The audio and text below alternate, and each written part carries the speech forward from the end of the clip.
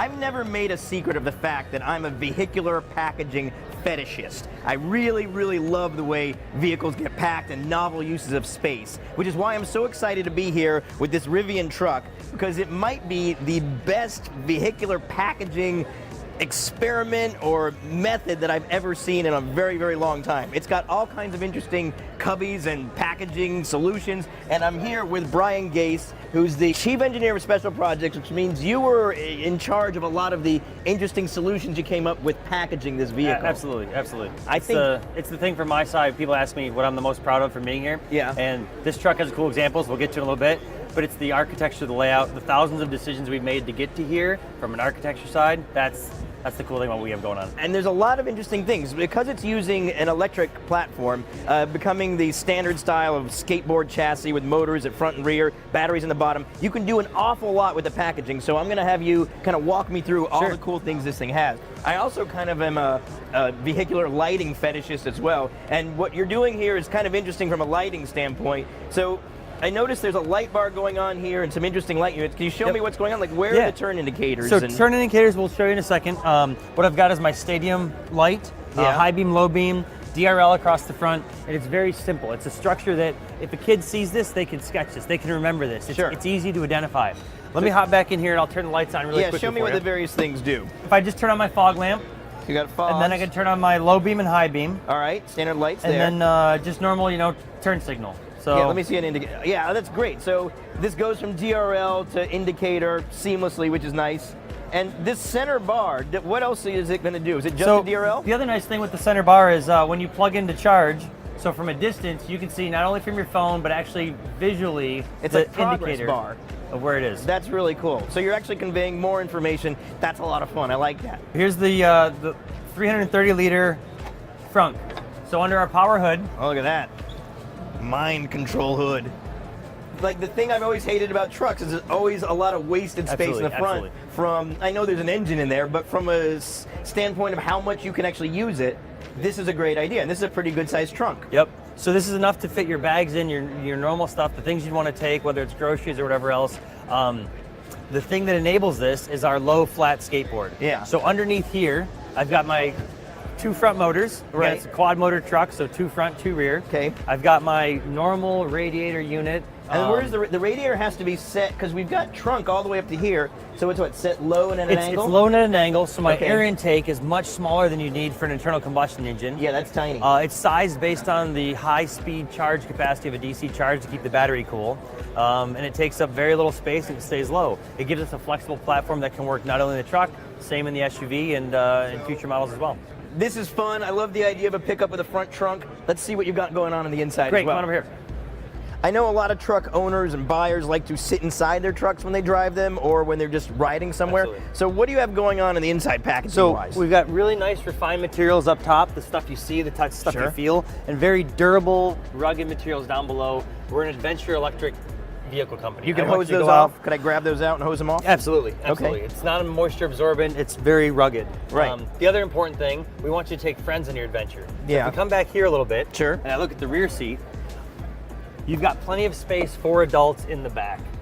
So I can sit back here comfortably. Oh yeah. I'm not worried about leg room. I want to be comfortable on a longer road trip. And back to the package space where we started, underneath the rear seat, I've got storage as well. That's cool, because this is a flat floor, there's no transmission tunnel. Absolutely, it's completely flat nothing underneath the battery pack. Right. Which also allows the last thing, which I'm the most proud of as an engineer at Rivian. Yeah. From a package side, this is the best part. I've got what I call the gear tunnel. I love this. This is a full pass-through.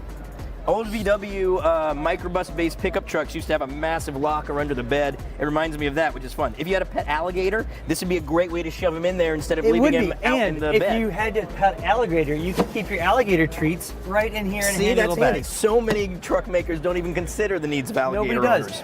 Or if you want to pet them, and I don't recommend petting an alligator, but you just sit down here, they're nice and friendly. Yeah. I would prefer to have a dog, but I wouldn't put my dog in the bin. Yeah, I was going to ask, is this strong enough for you to load stuff? Absolutely. Ah, So cool. the nice thing is if I'm going camping, I've got my roof rack up here. It removes very quickly and locks in place. I can move these to the back of the vehicle. I can load stuff up, lock my things in place, and I know my gear is secure. That's fun. All right, let's check out what you guys are doing with the bed now, because I think there's some interesting things there too. Great. Okay. So the whole point of a pickup truck, of course, is a bed, a nice big bed that you can throw in lumber and alarm clocks and whatever the hell you want. So show us what you have going on regarding your tailgate. I know you had done some interesting things. So in this version of the truck, I have a 180-degree tailgate.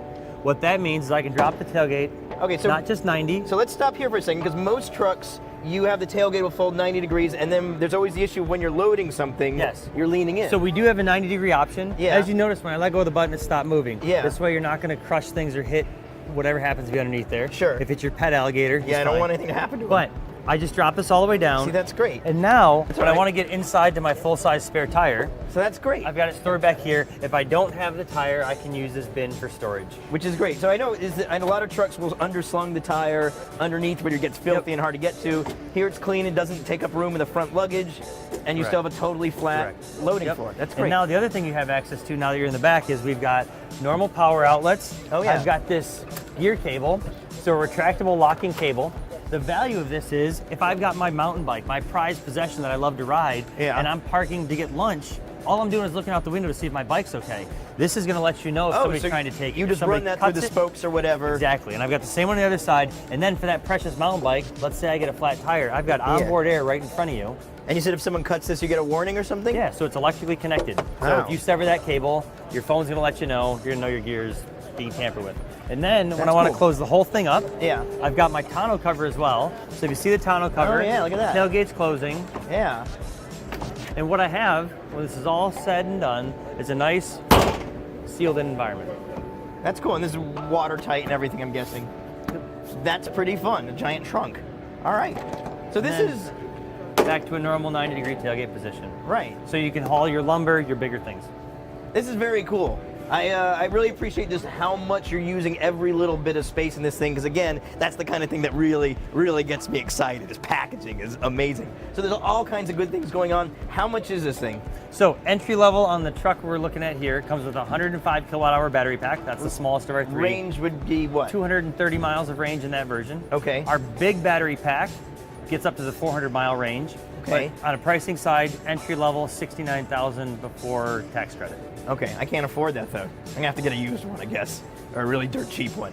But still, very cool. And when are you expecting these things to actually make it to market? These will, so we're through our website taking pre-orders now. We've got a ton of positive feedback. Yeah. But they will be shipping to customers end of 2020.